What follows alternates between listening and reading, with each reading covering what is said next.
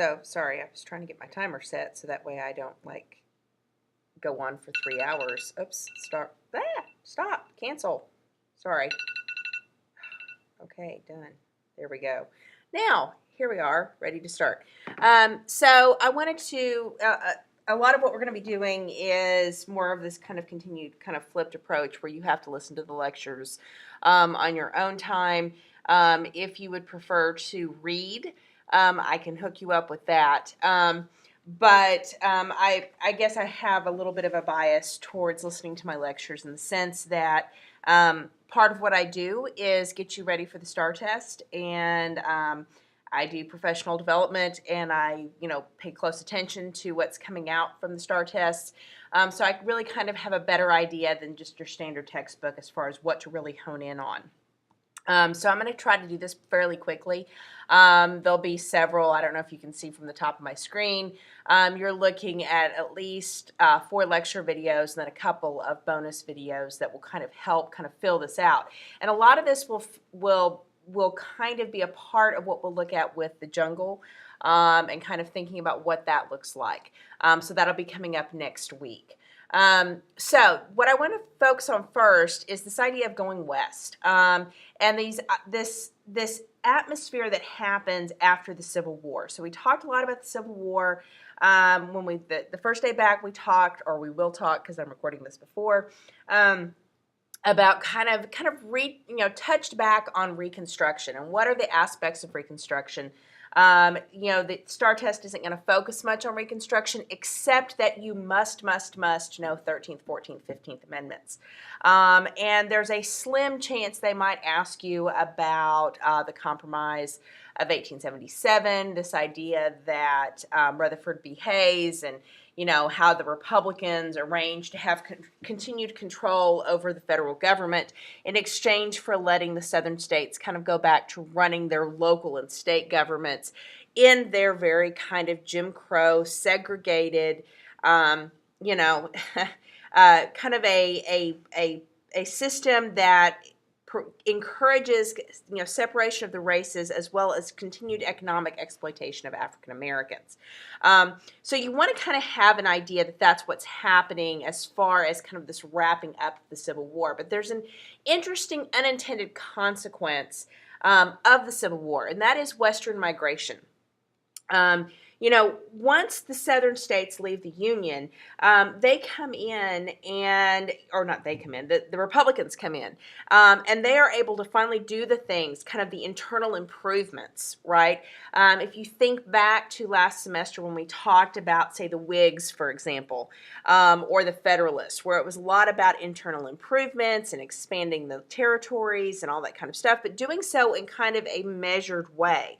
In other words, part of what the Republicans, these internal improvement, pro-business, pro-banking people liked was we want to have expansion, but we want to do it in a way that's manageable, which is very different than the way kind of the Southern kind of cotton culture wanted to do. So once the Southerners are out and the Republicans are able to kind of pass laws, what they're going to do very quickly is pass things like the Homestead Act and the Transcontinental Railroad. There we go. And they're going to kind of push that through. And a lot of this has to do with this idea of, we need a pressure valve. We need to kind of continue this American dream. This is kind of one of the more subtle arguments going into the Civil War, which is, what about, free whites? Kind of the white farmer that can't compete with plantation owners because they have all this labor, right? So the part of what's going to happen, it's not that the Jeffersonian ideal, this idea that we should all be agricultural, that's not entirely true because you have pro-business people that believe in manufacturing. But they also recognize they need raw materials, they need customers, they have overcrowded cities because of the war effort, because of industrialization, and we need to have a way to kind of push people out. And so you have this understanding of an internal frontier. And this internal frontier had existed going into the Civil War. And so there was a lot of this going on that made people really kind of think about, how are we going to develop this territory? And so you can see here that you have a number of territories by 1867. Of course, bleeding Kansas had already been settled. This is Indian Territory, more on that later. And so this area here had been the Confederacy, this had been the Union, and these territories had kind of been left out. Now, what we'll see is that there is actually some unrest in these territories. While the Union Army is off fighting the Confederacy, you have more actions by Native Americans because of the expansion. Remember, expansion with Manifest Destiny had begun really going back to the 1840s, right? So you'd started to have the gold rushes and the mining and that kind of thing, pulling people westward, and that kind of thing. Now, the problem was that you could not clearly define expansion. In other words, you couldn't say, these are the steps that you will take. You'll have to be a territory, then you'll be a state. There couldn't be this guarantee of representation. So you don't have the full-scale kind of settlement happening because people want to know that government and civilization is going to follow them. That if they take this risk of moving out west and kind of living out here, that the government's going to come in and make sure everything runs smoothly. So what you're going to see is that once, the Civil War happens and the Southerners are out and the slave question is no longer pressing upon Western expansion, the Republicans are going to pass that Homestead Act. This is going to allow basically kind of what we call land grant. Now, the land grant system is far more significant with the Transcontinental Railroad, the Pacific Railway Act. But with the Homestead Act, you have kind of the idea that you as a farmer could pay a small filing fee. It was usually $10 or a little bit less than that, which, was money, but not an out of reach amount, right? So you pay this filing fee. You go out west, you kind of claim your land or go to your assigned land, and you have to live there for 5 years. You have to develop the land. You can't just squat there for 5 years. You actually have to develop the land. And if you can prove that you're actually developing the land, then after 5 years, you actually get the land. And all you've had to do is pay this small filing fee, right? So you get clear deed and title. The Homestead Act provides this kind of government structure that allows for people to move out west and actually own a piece of the Western territories. Now, this happens in 1862. Well, obviously in 1862, there's a war going on. So people are kind of distracted. People are off fighting. Like, this is not that you don't have some people interested in moving west, but it's going to take a few more years. So it's not really till you get to 1868, 1869, especially when you get into early 1870s, that you see people really taking advantage of this Western migration and taking advantage of this kind of cheap way to own land and get clear title to the land. And again, the connection here is that the government provides a structure. This was something that couldn't happen with the pro-slavery people in Congress. The next big important thing is going to be the Pacific Railway Act. And again, you have this industrialization taking place in kind of the Midwest around Chicago and the Northeast, and they need to be able to connect with California. Okay, so everybody knows, and everybody knew this in the 1850s. You have to think back to the expansion of railroads and canals and steamships and all this kind of stuff, which was kind of something we touched on. But we didn't camp out there because there's way too much else going on as far as slavery and politics and that kind of thing. But and really, you don't have massive leaps in technology in the mid-1800s. It's not until you really get to the 1870s that you start to see the technology. Once the war thing is kind of out of the way. Now, you had some military technology that developed, and we kind of touched on some of those things. But it's not till the 1870s that you see it being applied to businesses. So you kind of have this simmering technology, and everybody knows that railroads are the thing that's going to connect the West and the East, right?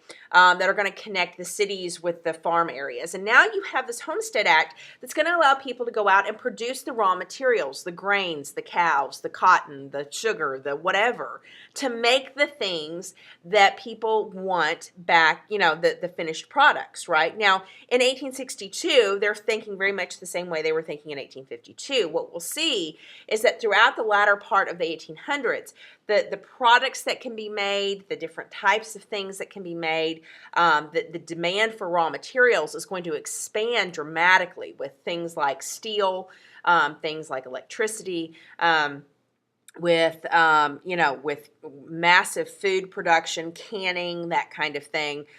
Metals are going to be very important, whether it's tin. Coal is going to be incredibly important. So all of these things, petroleum, I left petroleum off, which interestingly, petroleum starts because of kerosene, right, as a lighting thing, because they were about to hunt whales into extinction.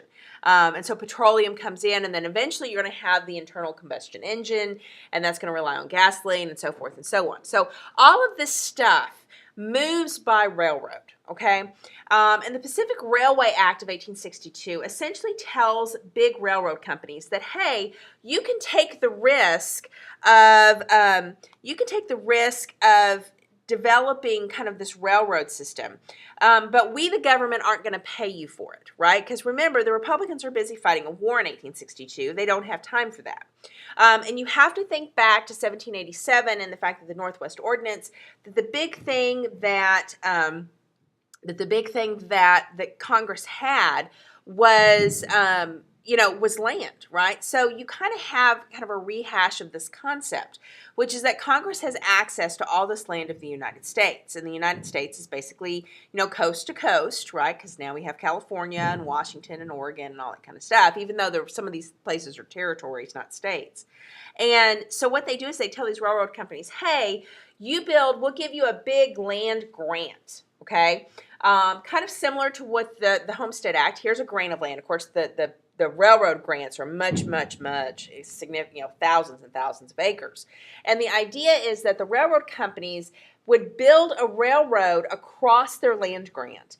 And in exchange, they could then sell off the excess land, right? So this is how they could make their money back.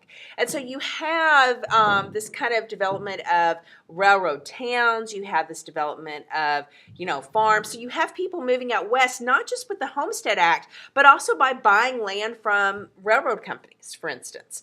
And so this is going to kind of begin to connect the west and the east, and farmers to manufacturing, and rural areas to cities, all that kind of stuff. Another issue with the move west is going to be the former Confederate states. The South, of course, have been decimated. You have young men that are not, big fans of government control. They're attracted to the Western territories. They don't have anything to lose. So a lot of them are kind of packing up. A lot of these guys will become like the cowboys and the ranchers, kind of the riding, the roping, all that kind of stuff. This kind of cowboy culture has a direct link to kind of the Confederacy and kind of the southern states. You also have African Americans moving out west, leaving Jim Crow segregation, going, they understand, and this is somewhat stereotypical, but I think it's a reasonable stereotype, that a lot of African Americans had been raised with agricultural stuff, right? And so they take advantage of the Homestead Act. And again, this is going to depend on a lot of different variations, but this is just kind of some general concepts, right? Now, the problem with this, and I won't go into detail on the treaties, and we'll be looking at Aaron Huey and kind of talking about that in class, understand that we'd had a series of Indian treaties going back to the 1850s. And the treaties in the 1850s were based on kind of the 1850s concept of Western expansion, which was we have to navigate the slavery question. This has to be done very carefully, all this kind of stuff, very moderated, kind of, gradual expansion. So they have this series of treaties created, Treaty of Fort Laramie, a Medicine Lodge Treaty, and all this kind of stuff. And these treaties were meant to alleviate tensions that were beginning to emerge between Western migrants, people that were moving west, and Native American tribes that had claim to this territory. And this goes back to the establishment of the United States. It was never a question of whether or not Native Americans had claim to the land, or that they weren't kind of an independent entity within the United States. Going back to 1787, they were a nation within a nation. This is not new. The federal government was the only entity that was allowed to treaty with Native Americans, and the federal government was responsible for kind of controlling Western migration to make sure that it didn't violate the treaties as they were created. So I think it's very important for you to kind of understand what these treaties were. So when you have issues happening in the 1850s and the 1860s, in fact, I think it's 1862, Abraham Lincoln, allows the execution of like 20 Lakota Sioux because they had attacked some people. He also pardoned a great number of them, right? I mean, there were people that wanted to kill more than like 15 or 20, something like that. And, so you have tensions happening even during the Civil War. If you've watched, what is it that maybe with Kevin Costner, Dances with Wolves, that takes place during the Civil War, right? So there's no question that this tension with Native Americans is happening prior to the Civil War, prior to the end of the Civil War. The issue is that there's so much else going on, and people aren't moving in the massive numbers, right? You're starting to have this steady trickle instead of just kind of sporadic people and mountain men moving, men that assimilate with Native Americans, right? So that what starts off kind of as a steady trickle of families and people that are interested in putting up fences and farming and controlling the land and having ownership, which is a concept that was not familiar to Native Americans, this idea of individual ownership. Their concept was one of community ownership, right? And community use. And we have to take care of the land for the community. And so this is an idea that's going to begin to create some real problems as the sporadic migration becomes a steady trickle, which becomes a steady flow, which then becomes a wave of people moving westward, a wave of railroad cars, people moving back and forth, and lots of pressures on controlling natural resources as industrialization is really taking off in the United States in the late 1800s. And I think we kind of looked at this picture once before, which was the Manifest Destiny picture, of course. This shows you you can see the coastline, the railroads, stagecoach, telegraph wire. Telegraph was very important in the Civil War. Farms, you've got the mountain men, the hunters, driving the Indian and the buffalo out. And you have this contrast between light and dark, all this kind of stuff. So understand this is kind of, this image of Manifest Destiny. This is what we see developing. And this is kind of the dilemma that we're going to be talking about with the move west. So I'm going to stop here, and I'll pick up with slide 6, and we'll talk about Native Americans.